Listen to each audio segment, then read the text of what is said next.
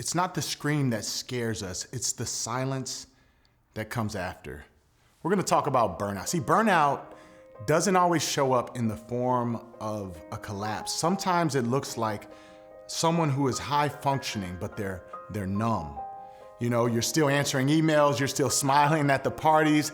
Hey, I'm good. But something in your soul is missing. And then one day, you don't cry, you don't scream, you just stop. You ever had that moment where you're laying in your room just staring at the ceiling? You just stop.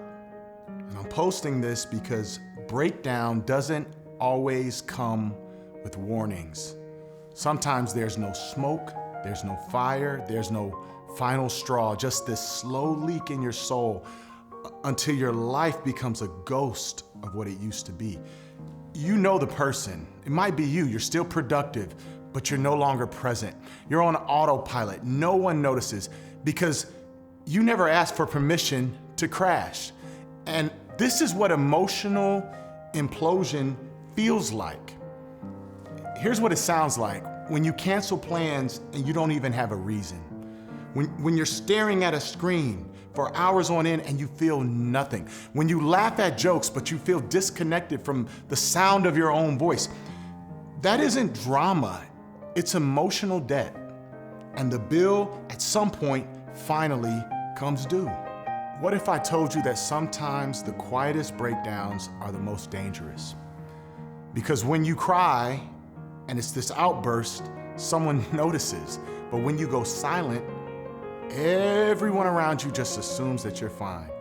And so you vanish in plain sight, not because you want to, but because no one was trained to see past all of your survival skills that you built up over time. The truth that we don't talk about is that the strongest amongst us are the ones that break in silence.